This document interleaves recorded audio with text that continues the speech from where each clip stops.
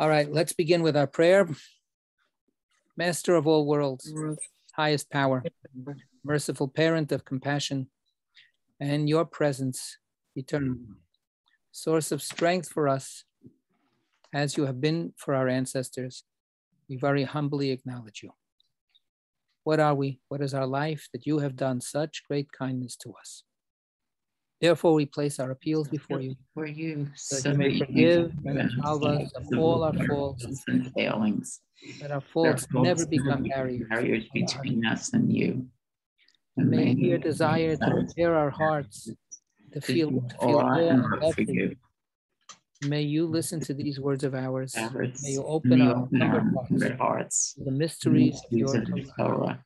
May this source of pleasure before your throne of glory and sweet incense. May you shower down upon us the light of our soul's source, all the ways by which we define ourselves. May the sparks of your holy servants, to whom you have revealed these words to the world, shine and sparkle. May their merit, their ancestors' merit, the merit of their Torah, their innocence, and their holiness stand for us, so as to prevent us from stumbling when we study these words.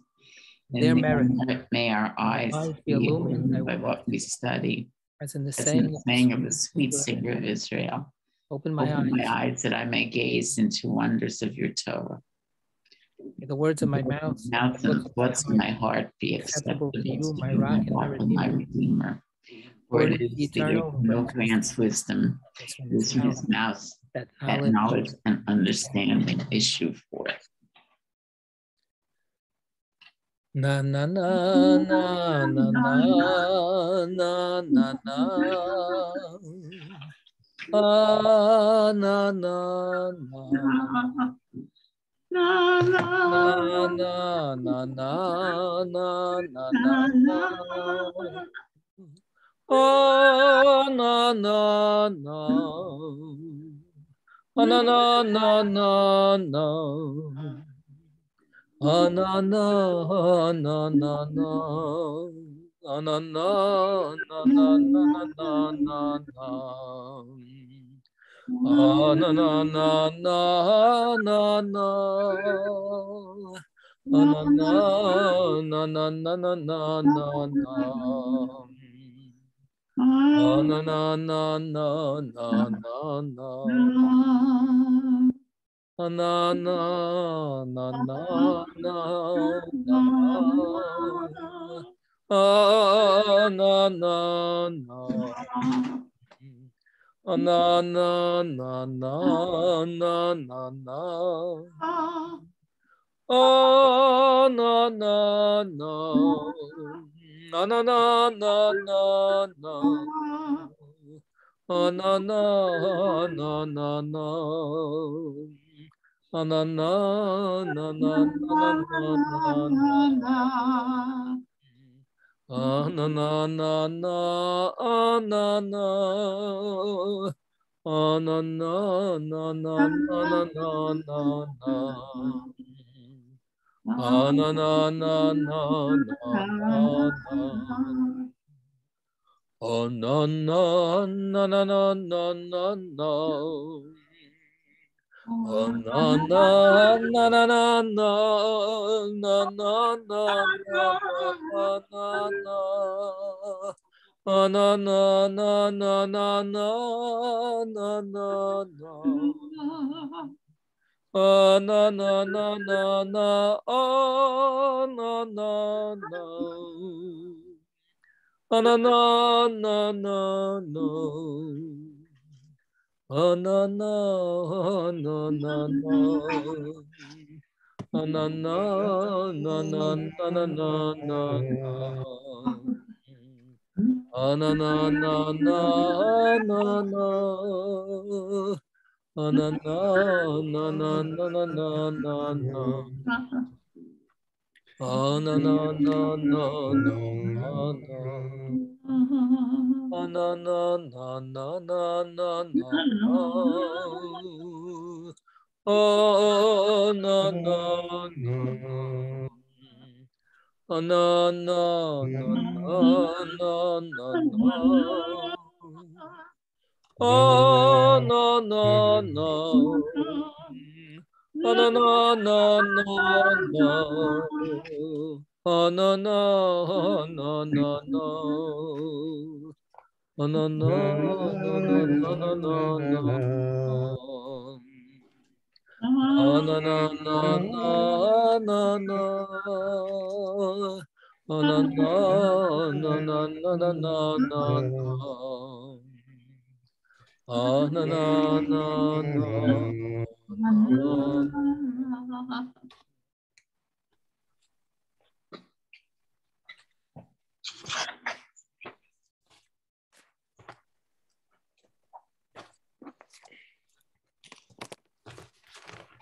We got to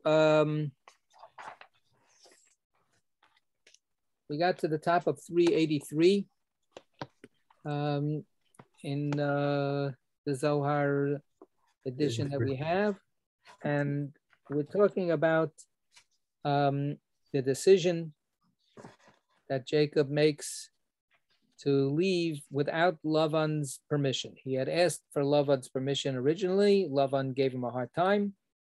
He started to try to wheel and deal with him and take away his wages. And then finally, Jacob outsmarts him with God's help. He creates an extensive flock for himself, the spotted and the striped sheep and so on. And then, an angel comes to him and says, time for you to move on. And Jacob decides to get going with the permission of his two wives, of Rachel and Leah. And the Zohar has been discussing why this particular moment.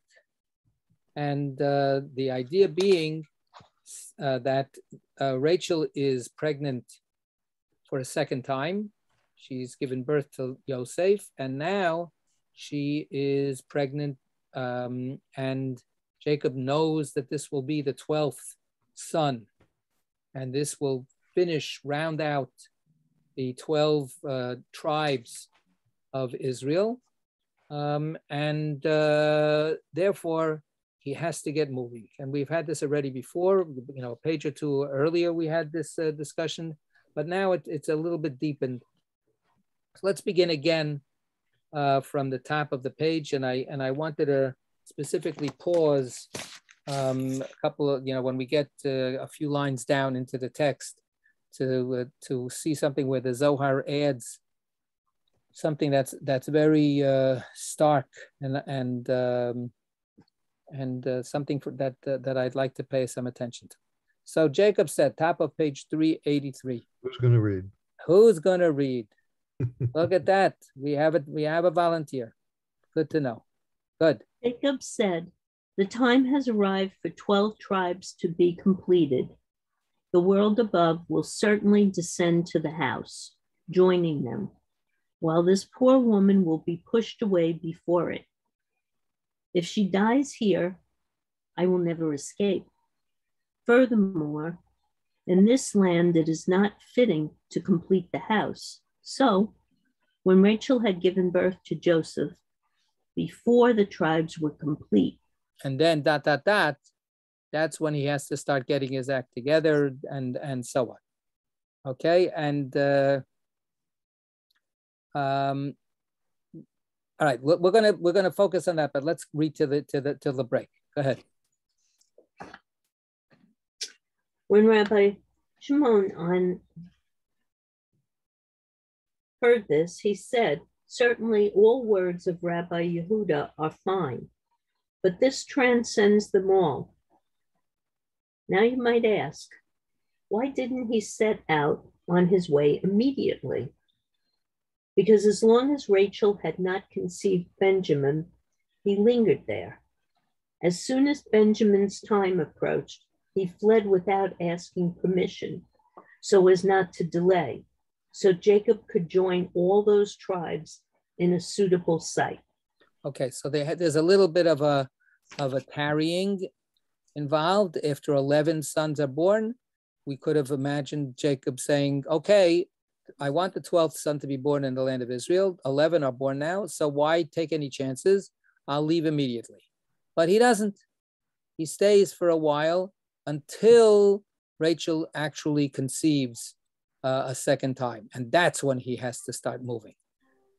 So he's he's taken quite a bit of time still staying with Lavan, and then he finally has painted himself in a corner, and he then has no choice and he has to leave. So what's at stake? What is Jacob now in such a rush about? And we have a number of factors that are brought up by Rabbi Yehuda and then by this expansion, and we had it a little bit before. So let's look back at those words. So we had it before as well. Once Rachel gives birth to the 12th son, to the final culminating element of the house of Israel, she must die. She must die so that the limited personal instantiation of Shekhinah will then be taken over by a much broader manifestation of Shekhinah transferred to the children, right? Away from Rachel and to the children. So this, and we've talked about this a number of times, and I think tonight we'll still talk about it a little bit.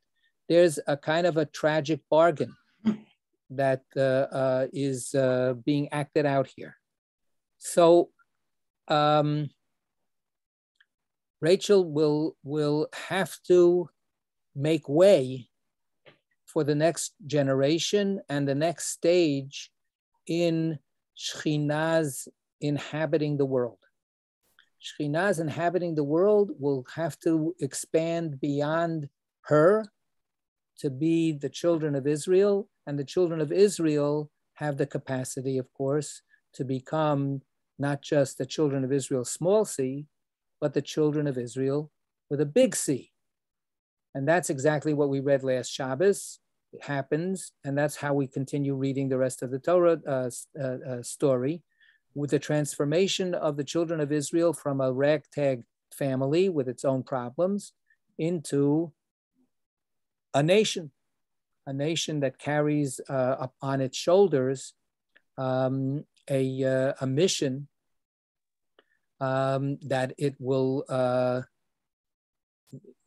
So Merle says, what if she had a girl? She didn't. That's the way it goes. Leah had a girl, but Rachel did not have a girl because this had to happen. And part of what the Zohar is reading into Jacob is that Jacob knows this. Jacob knows everything that the Zohar is putting out here. That he is conscious of what the destiny needs to be and how it must unfold. So this is, where I want to, dig in just a little bit more. And we stopped last time, and I said I wanted us to think about it a little bit. Maybe some people have, where he says, if she dies here, I will never escape. That's a very, very stark kind of statement. It could be translated also, I will never get out of here. The Aramaic could be translated maybe a little more literally that way, right? Lo apik me'acha li'almin is the way Jacob says it in the Zohar. So I'll never be able to get out of here. So this sense of constraint, we need to try to understand this a little bit. Jacob is between a rock and a hard place, isn't he? Because he knows that Rachel must give way to the 12 tribes. Benjamin will be her gift, her parting gift, but it will also be, in a certain sense, her condemnation. Right? By giving birth to Benjamin, she seals her own death warrant. So how does Jacob see this? He sees it for the Zohar again and again. I would claim that we have to go back and forth between seeing this on a personal human level and then on a an abstract, theosophical, national, a super historical kind of level. On the one hand, the longer Jacob can live with Rachel, the longer Jacob as a human being will be happy. The longer Rachel doesn't give birth to Benjamin, the longer she will be here for him, and therefore he stays. He doesn't leave when Joseph is born. He stays maybe for another 6 years in Lavan's house, despite the fact that he can't stand Lavan, despite the fact that Lavan is treating him like garbage. He stays because he can, because Rachel is going to be there for him. And he knows that as soon as the 12th son is on the way, he will lose Rachel on a human level. Then we have the kind of divine level. And now he says something, so you could imagine him saying, you could understand him saying that if she dies here, I will never escape. In a certain sense, you could see this as a kind of a very human statement of without Rachel, what am I going to do? Where am I going to be? How am I going to go on? But the Zohar doesn't stay with that. The Zohar overcomes that on Jacob's behalf. Jacob will continue. Jacob will live.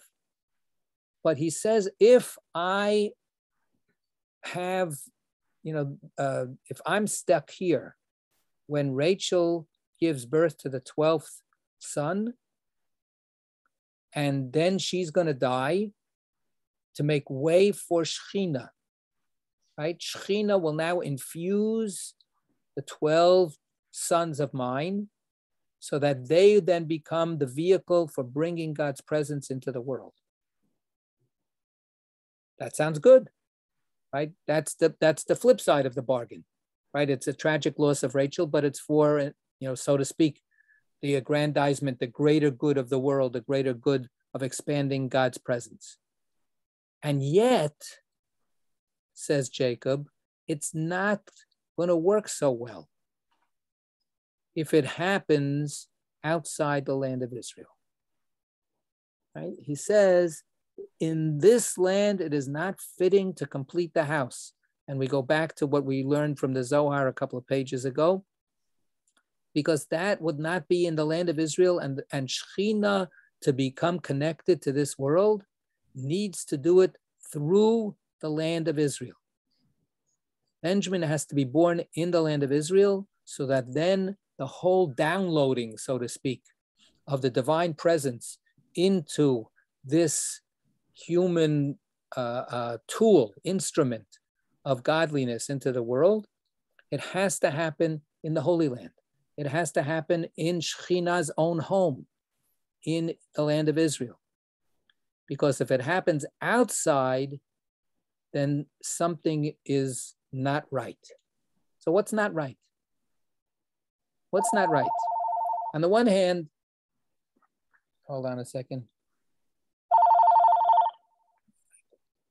Hold on one second.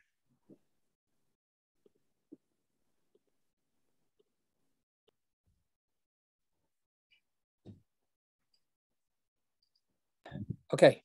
On the one hand, Shechina's descent into this world will happen.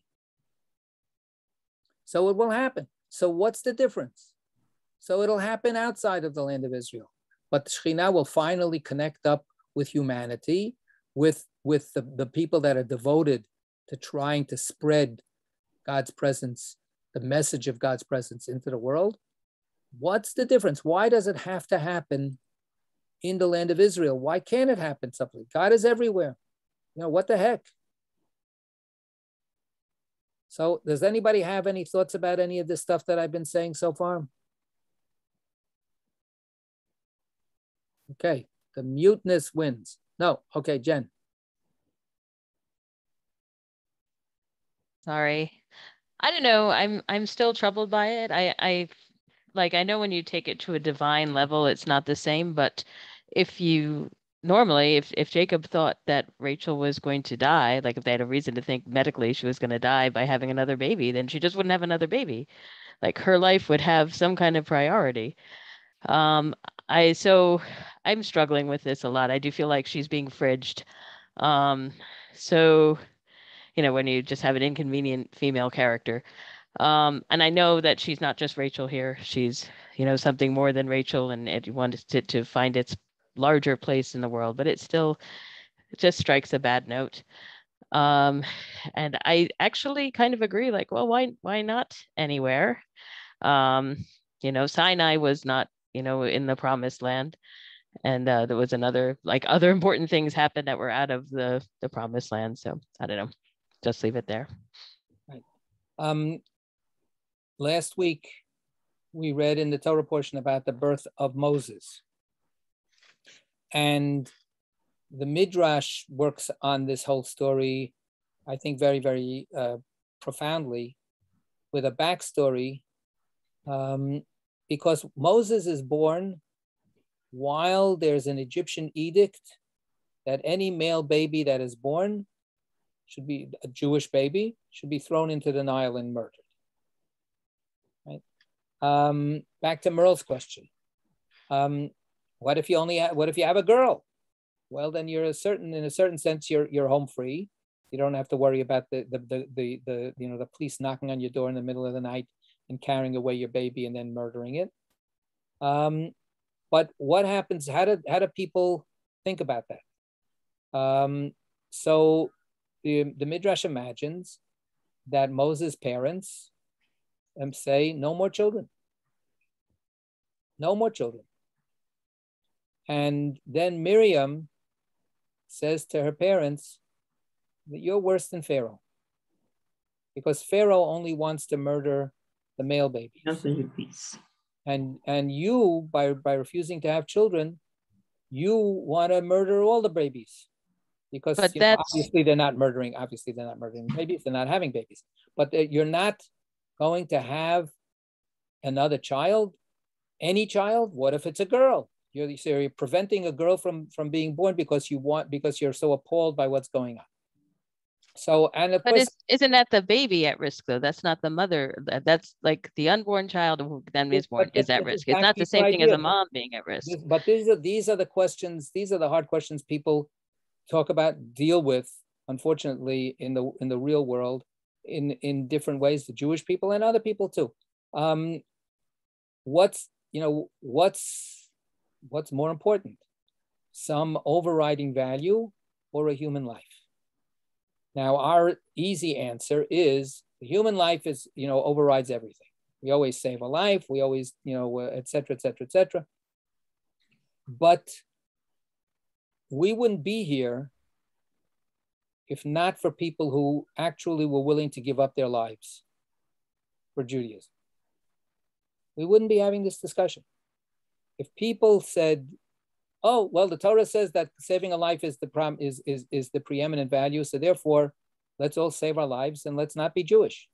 Because you know what? Being Jewish is life-threatening. It was life-threatening many, many, many times and in many places throughout the world. And nevertheless, people said, we're going to do it. And we're going to bring Jewish children into the world, even though we know that we are risking their lives. And there were people who decided that that was wrong. So for instance, they would bring children into the world, but make sure that they weren't Jewish.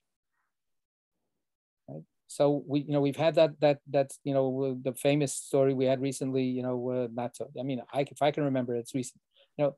Madeleine Albright was a classic case of Jewish parents who refused to allow their child to be jeopardized with a Jewish identity. Well, there wouldn't be a Jewish people if everybody made that decision. So it cuts both ways. Yes, obviously there's a difference between the baby's life and the mother's life, but and we have an abortion controversy in this country now. Sadly, instead of going forward with seriousness and with understanding how difficult life is, we're not willing to do that. We want to be simplistic about it. But Judaism does say, yes, a fetus's life is not a full human life. The mother comes first. The mother's here first. The mother's life comes first. But people make decisions all the time about sacrificing their own lives for the future, about jeopardizing their own lives for the possibility of having a child or bringing a child into the world. These are real human decisions that people make. And it's really, the whole point of being pro-choice is to say, we don't judge. We can't judge these kind of ultimate questions. Let's leave people with the freedom to make these hard decisions, as opposed to saying, we know the right answer, period. But that's what we have here. What we have here is, and that's what I'm keep on trying to bring up, the struggle between very human, emotional realities, but a sense of a sense that these human beings are carrying, that they are participating in something bigger than themselves. They are the founders of that consciousness. We are the heirs of that consciousness.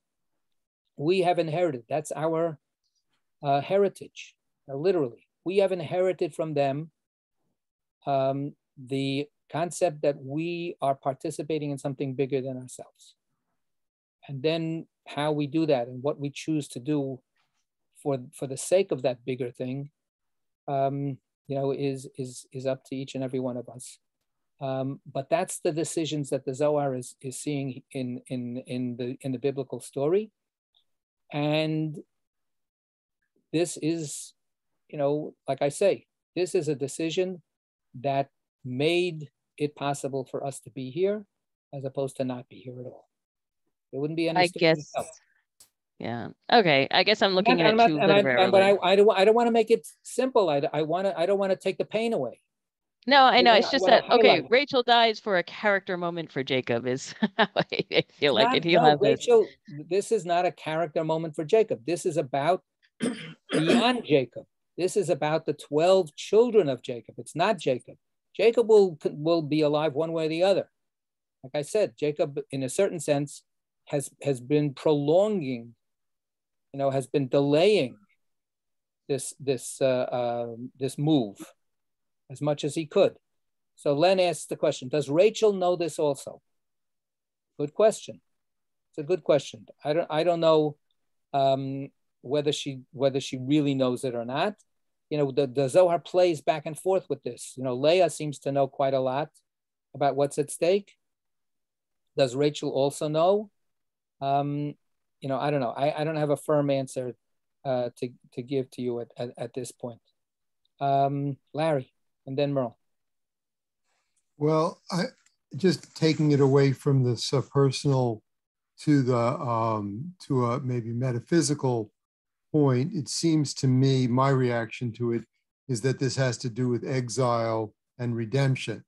In other words, that Yaakov has to, if he's in exile, if he's in diaspora, if he's in galut, if he's exiled from the land, he can remain there, but that he's never getting to Geula, he's never getting to redemption. And it to some extent it's a paradox, but it also has to do with the exile of the Shekhinah, because the Shekhinah has to quote come home, right? And that has to do with sort of like a transformation in God, right? In other words, in order for God, for God to be God, but for God to be complete. And it seems to me like over and over again, we see that this whole move is for God to become complete, to be complete, which is somewhat paradoxical since we're monotheistic, but it's what the Zohar seems to be about. And so that therefore the Shekhinah has to return. And that means that Rachel has to die because Rachel has to not be, Rachel is the human being. I mean, I realize that she's also maybe the archetype for Shekhinah, but she has to die as the human being for Shekhinah to become Shekhinah metaphysically. One more point about that, which is, I think you mentioned at some point that Shekhinah is not just sort of Malchut or like the sort of lowest Sphira, but Shekhinah is Klal Yisrael. It's Bnei Yisrael, not in the narrow sense of the sons of Jacob, but the whole of Israel. Anyway, those are some of my reactions. All right, so I want to come back to a lot of what you said. I think that you're, on point in a lot of important ways. Merle, what did you want to say? My comment isn't very important, but I'll make it quick. I wanted to go back to something that I think Jen said about Jacob taking a very cavalier approach to. No, I didn't mean it. I didn't mean it was cavalier. I meant he's taking it seriously, and of course, and he has this great moment where he knows that it's going to happen, and etc. So her death is really all about him, and in a broader way, it's about Shekinah, and it's very religious and important. But at the same time, we don't even know if Rachel knew that it was going to happen or not. But we do know that Jacob did. So that's why I feel like I mean, he knew that, but I mean, in those days, I'm sure that many women died in childbirth. I mean, it even still happens today. So maybe there was a 50-50 chance that the wife isn't going to, or the woman's not going to make it through, rather than, it's all about him. Maybe he was just being realistic. I would, okay, if that's the interpretation, if you think, she had a hard time looking at it. Yeah, if she's thinking she had a really hard time with Joseph, can she really have another one? But he doesn't know. That's very different. But what I think is being presented here is that he knows for sure that she has to die and be sacrificed so that Shekinah can then become more broad in the world. That's what my understanding has been so far. If it's that he doesn't know and he just thinks maybe, this is dangerous for her, that is a real, I'll admit that this is a different thing. Okay. So just one thing back to that, what Larry was saying reminded me a little bit of something that I've mentioned also. Moses dies before getting into the promised land.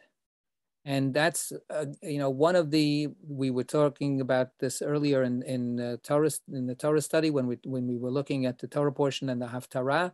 Getting back to the promised land, or getting into the promised land to begin with, is a major desideratum, right? This is like a big goal.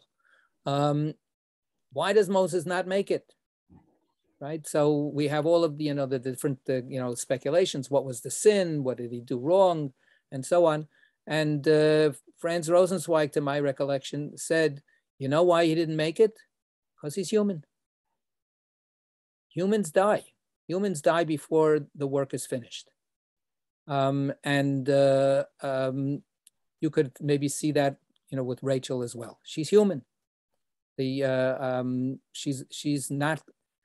not going to hold on to this portion that she has during her life, because that portion has to keep on going, and she will not keep on going. But I don't want to excuse it, and I don't want to make it into a simple thing again. But I do want to go back to what Larry was saying, that part of what I think is at play here is that Jacob is saying, and again, Jacob is not just Jacob. And in fact, Jacob is not primarily Jacob. I think that I actually, compared to a lot of readers of the Zohar, I put the human part in a lot more than most do. For a lot of, this is all metaphors, and this is all symbolisms that are just flying around. But what Jacob is saying is that there will be a a tragedy within the divine if Shekhinah has to descend into this world outside the land of Israel.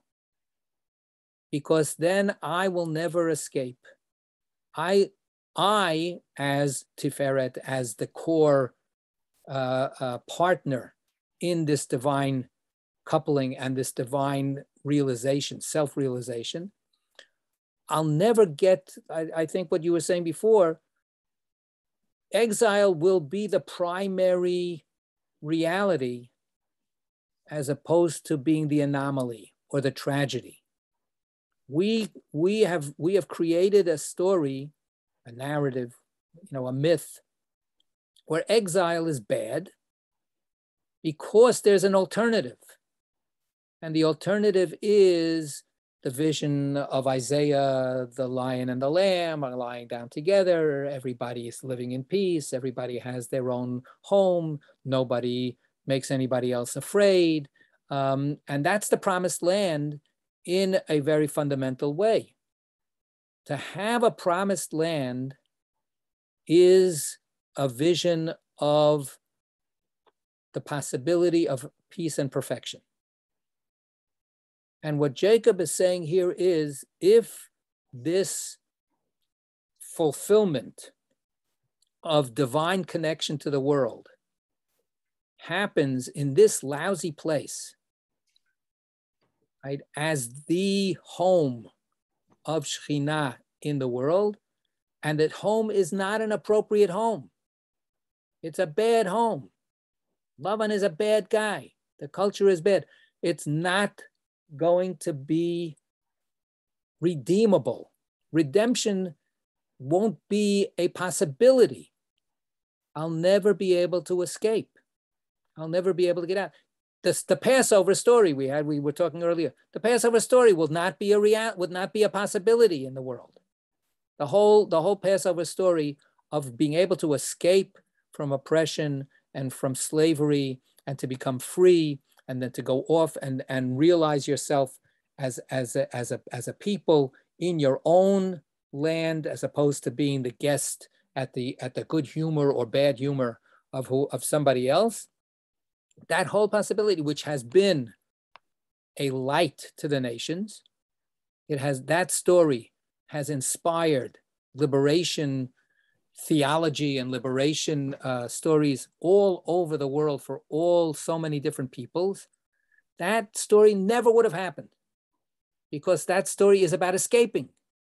That story is about that there is another way. There is a way out of the grind of just might makes right, and shrewdness will always have a way to outsmart everybody, and it's the Lavans of the world are always going to win, and the pharaohs of the world are always going to win, and so on. What Jacob is saying is, if I can't get out of here now, I will never be able to get out of here. And there will be some kind of crooked manifestation of godliness in the world, but it will never be triumphant. It will never be glorious.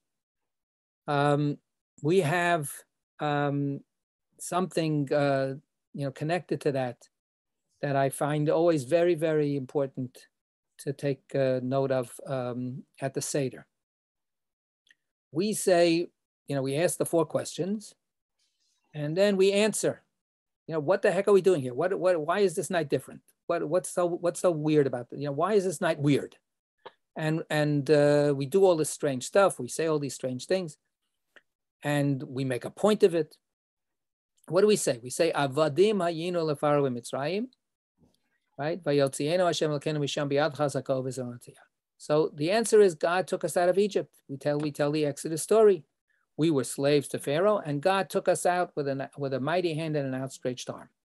Great, and that's where we should stop. So we're celebrating. So let's have a party, because we remember this amazing story that once upon a time happened. But that's not what the answer stops with.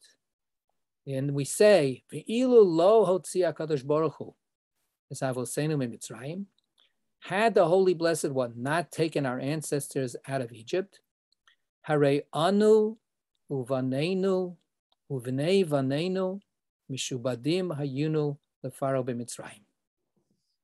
If God hadn't taken our ancestors out of Egypt, then we and our children and our children's children would remain slaves, enslaved to Pharaoh in Egypt.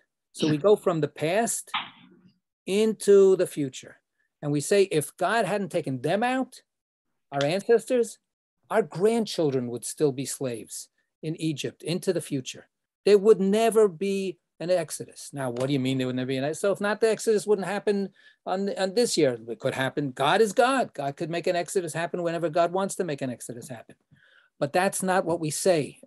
What we say is it was then or never. There are certain kinds of constraints that operate within this mysterious interaction between God and the world. You know, like they would say the planets have to be aligned, you know, Jupiter aligned with Mars, you know, et cetera, you know, all that kind of stuff. So this is a something of that kind of idea. Had God not succeeded at that moment, there would be no Jewish people to take out of Egypt. We'd all just be slaves. We'd all just be slaves into the future. There would be no way of even thinking about the possibility of an exodus. So that, thank God it happened. And that's why we have to keep talking about it. And that's why we have to keep saying it again and again and again, every day and every year and every generation, right? So that, because again, there's too much evidence in the world that the world is a terrible place and that life is terrible and that suffering is the norm. There's you know, it's an overwhelming amount of evidence. You know, if we were scientists, we would say, okay, good. So the experiment has been you know, conducted, and we've got, you know, 5,000 years of human history, and we basically have concluded that you know, human history is just miserable. And that's the counterpoint to that is this miraculous, you know, possibility of going the other way. And we point to, yes, it did happen. It did happen, but it could have not happened, right? That's why it's human and that's why it's historical, because it was contingent. It was possible for it not to happen. It's not just God, Deus ex machina, you know, that, okay, when God decides to change the world around, God just does whatever God wants. It had to be with a kind of consciousness and a kind of commitment and a kind of risk-taking on the part of human beings. There had to be a partnership that had to happen. That's part of what's being played out, I think, in this. And guess what? It's not happy. It actually is tragic. People's lives are lost on the way. People are sacrificed on the way for this to happen. And, you know, again, I don't want to be cavalier about it. Would I have the guts to be one of the ones to be sacrificed? Who the heck knows? I'm glad that I am in this privileged position to just talk about it and not have to deal with it. You know, may God protect me. But again, none of us would be in our privileged positions if not for the fact that some people put everything. The word the phrase that's used is mesirut nefesh, right? To hand over your very soul, to be willing to give it over. Right? All right. So now I want to say one more thing, a little political. We live in a very, very tough time. Wait, I'm missing some chat things. Let me see. Hold on a second. No, I'm not missing any chat things. Okay, these are from before. We live in a very, very difficult time in so many aspects of our living. No matter where you look, it's tough. But, you know, as a Jewish people, we have a lot of tsaras. We have a lot of concerns. some of it from the outside, sadly, tragically, some of it self-inflicted, some of it from the inside. And, you know, one of the painful realities for us today is, for many of us, for me personally, the miracle of Israel has not blossomed and just continued to expand and shine and you know, just, you know, take over the world and bring the redemption. It hasn't happened. On the contrary, I'm very upset about the way Israel is today, and you know, it's very hard to see anything changing in the near future.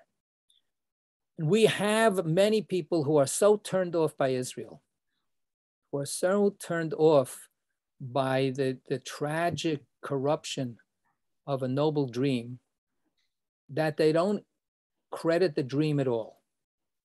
They don't believe that that dream has any value at all. And we have serious, caring, and because they care, serious, caring Jews who proudly call themselves diasporists, which means that they believe that actually the saving, redemptive hope of the Jewish people is not to have a promised land, is to live in dispersion, is to live everywhere else except the promised land, not to have that power, because that power corrupts. Now, once upon a time before Israel existed, that was a very, very serious, seriously supported argument. Zionism was a minority view among the Jewish people. Most Jewish people were not interested in Zionism. They weren't interested in the risks of Zionism. They weren't interested in the responsibilities of Zionism. They weren't interested in getting their hands dirty. They were just interested in being left alone and hopefully making nice to wherever it is that they were in, and live and let live. Then Israel happened, because Israel happened under the cloud of the explosion, the destruction of the diaspora's dream. Now we're back to that same struggle again. And because so many people have such a revulsion, and some of what's happening in Israel is truly revolting, a revulsion for what is going on there. They're very, very seriously invested in the idea that the only hope for the Jewish people is to live not in the promised land. So we are struggling, we're wrestling. All of us are wrestling with that. The Zohar has a very interesting way of wrestling with this. The Zohar is, of course, very, very traditional. So it's got this whole, embrace of everything that we pray for 3 times a day. Bring us back to Jerusalem, bring us back, bring your Shekhinah back to Jerusalem, bring us back, bring all of our exiles back to the Holy Land.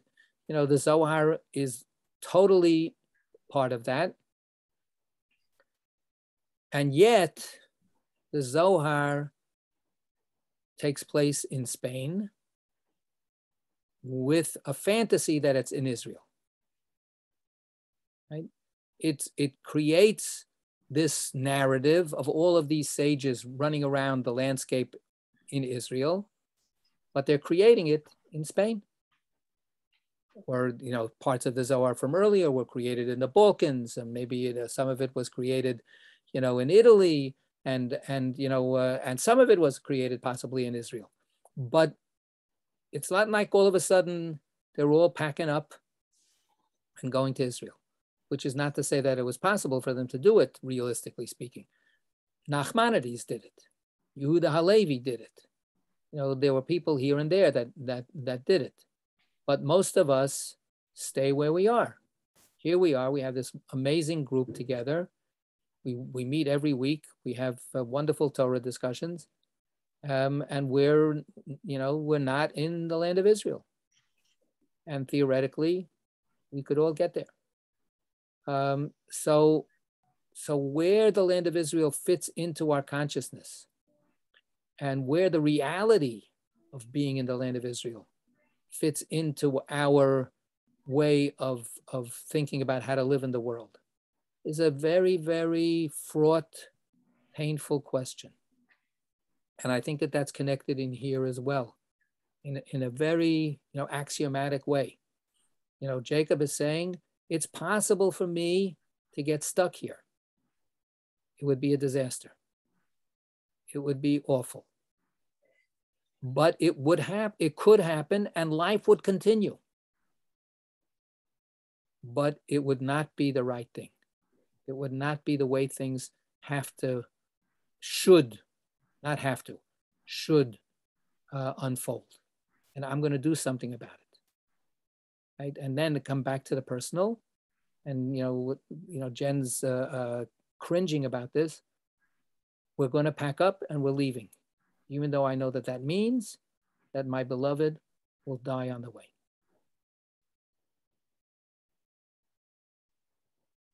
All right, before we continue, any other comments about this? Wait, there's a whatchamacallit. Wait, I missed the chat. If Rachel knew in advance, this was her Akedah. Yeah. Len. Yeah. Can you hear me? Yes. Okay. I had the thought, although this comes after when the Zohar was written, that in Rachel's withdrawal, so that the children of Israel can become a thing in its designated land, reminds me of the Lurianic conception of God's necessary withdrawal to create the world in the first place. Right. The word tzimtzum that many of us have heard, right? This idea of withdrawal, of contraction, to be able to then make space for something else. Yeah, I think that that's another way of picturing this very troubling struggle. Yeah, good. All right. So let's now let's keep going. Now what? How about humoring me? You've been humoring me all night. Thank you. I appreciate it. Every night.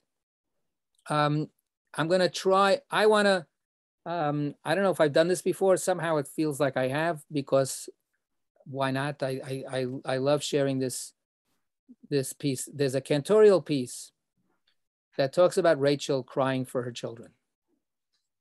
We talked a little bit about it last time. Len brought up the whole tradition that goes on for millennia, about Rachel, being, if she had to give way to history, but she stays there in this kind of mythic position of crying out for her children, caring for her children, and challenging God on behalf of her children. So this is I'm going to see. If I can. Yes. Okay.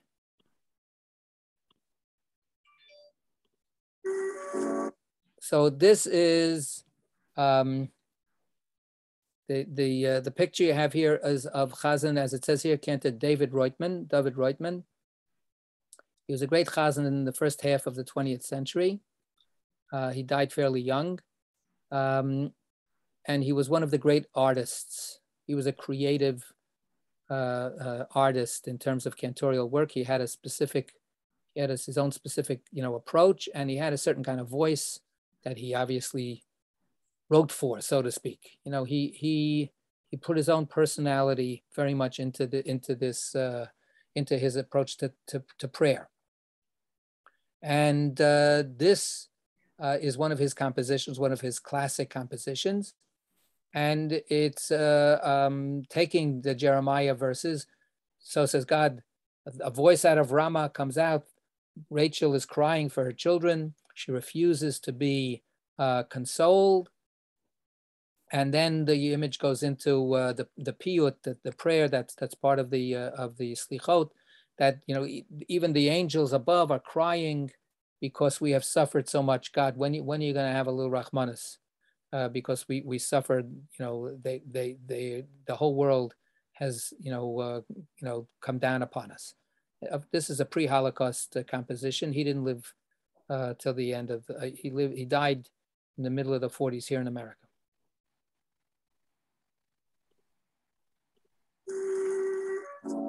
Can you hear that?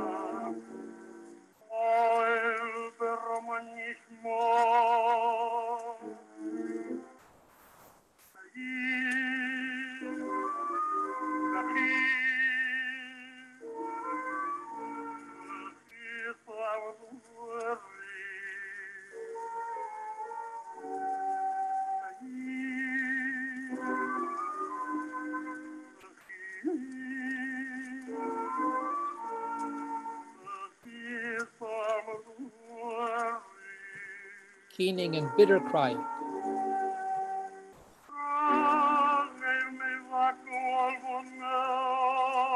Rachel cries for her children.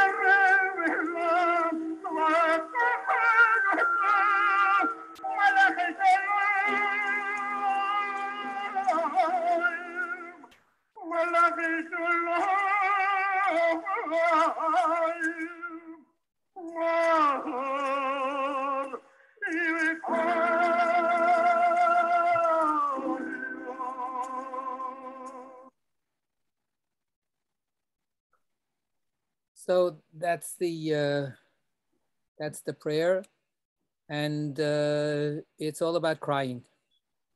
Rachel cries, God cries, the angel cries, the person who's praying cries, who calls for everyone to cry. In a medical crisis, minutes can make the difference between life and death. Every 4 minutes, more than 100 people around the world are forcibly displaced from their homes.